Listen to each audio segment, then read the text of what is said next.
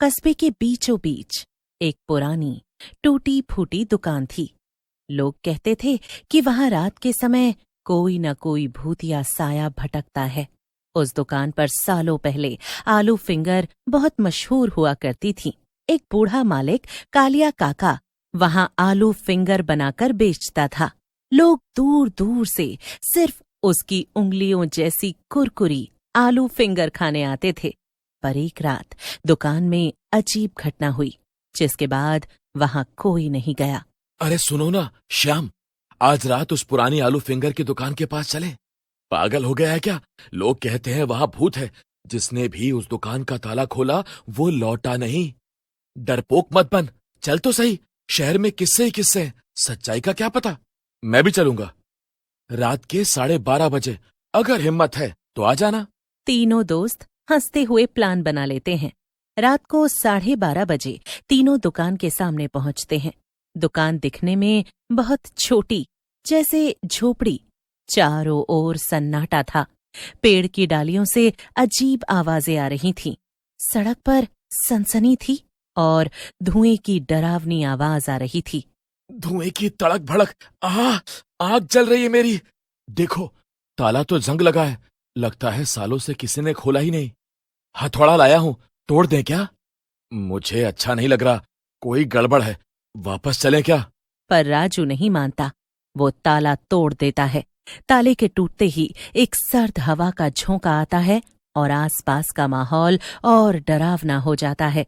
तभी अचानक एक भूतिया हाथ सोनू के कंधों पर आता है। पर जैसे ही सोनू देखने के लिए पीछे मुड़ता है, हाथ हट जाता है। कौन है यहाँ? क्या हुआ भैया? कुछ नहीं, ऐसा लगा कोई रोक रहा है। चलो यार, अब ड्रामे बंद करो तुम लोग। तीनों चौखट पर कदम रखने ही वाले होते हैं कि तभी अरे ये अचानक हवा कैसे चल पड़ी? अभी तो सब शांत था। अब ताला खुल गया है, चलो अंदर। तीनों दुकान के अंदर दाखिल होते हैं और एक पुराना तवा और कढ़ाई अब भी पड़ी थी वहां। देखो तो, ये तो वही पुराना तवा और कढ़ाई है जिस पर कालिया काका आलू फिंगर बनाता था। कुछ अजीब सी बदबू आ रही है। ऐसा लग रहा है अभी भी आलू फिंगर्स तली जा रही हो। कहीं अंदर कोई जानवर तो नहीं? पागल है क्या? जानवर कहां से आया? अचानक कढ़ाई के पास एक काली परछाई दिखाई देती है। तीनों डर से कांप उठते हैं। तभी एक बड़ा भूत दूर से चमकता है और फिर गायब हो जाता है। तीनों इधर उधर देखने लगते हैं। वो तीनों थोड़ा आगे बढ़ते हैं। दुकान के अंदर कढ़ाई में फिंगर्स अपने आप तलने लगती हैं। तीनों ये देखकर हैरान हो जाते हैं। भाई चलो भागो, वापस चलते हैं। जैसे ही तीनों भागने लगते हैं कि तभी भूत उनके सामने आकर उनका रास्ता रोक देता है। तुम लोग मेरी दुकान में क्यों आए? भूत धीरे धीरे पास आता है। मैं कालिया, इस दुकान का असली मालिक। तुम्हें यहां आने से पहले सोचना चाहिए था। अब तुम लोग मेरी आलू फिंगर खाओगे। बोलो ना, खाओगे? बहुत मजेदार बनाता हूं मैं। नहीं, हमें नहीं खाना। हमें तो बस घर जाना है। हमें जाने दो, हम बस ऐसे ही आ गए थे। आलू फिंगर बिना खाए कोई नहीं जाता। अब आए हो तो आलू फिंगर खाना ही पड़ेगा। अचानक कढ़ाई अपने आप जलने लगती है। तेज आवाज में तेल गर्म होने की आवाजें आने लगती हैं। चारों तरफ धुआं फैलने लगता है। कॉर्न स्टार्च खुलता है और उसमें फिंगर्स डलकर वो अपने आप फ्राई होने लगती हैं। ये खूनी दृश्य देखकर तीनों एक दूसरे को पकड़कर रोने लगते हैं। डर के मारे तीनों दरवाजे की ओर भागने लगते हैं, पर दरवाजा अपने आप बंद हो जाता है। तीनों चिल्लाते हैं। डर के मारे श्याम का टॉयलेट निकल जाता है। पैंट गीला हो गया मेरा, हमें जाने दो। हम तो यूं ही आए थे, हम तुम्हें क्यों परेशान करेंगे? हाँ, हमें क्यों परेशान कर रहे हो? तुम्हारा क्या बिगाड़ा है हमने? एक दिन मेरी दुकान पर कुछ शराबी लड़के आए। उन्होंने दारू पी रखी थी। मुझसे उन्होंने आलू फिंगर मांगे, पर मेरे आलू फिंगर कम पड़ गए। आलू भी खत्म हो गए थे।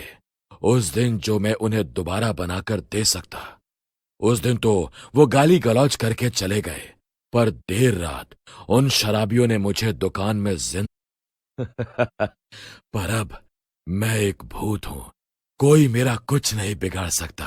अब मैं आलू फिंगर के भूखे शिकार खोजता हूं और उनकी उंगलियों को तल के आलू फिंगर बनाता हूं।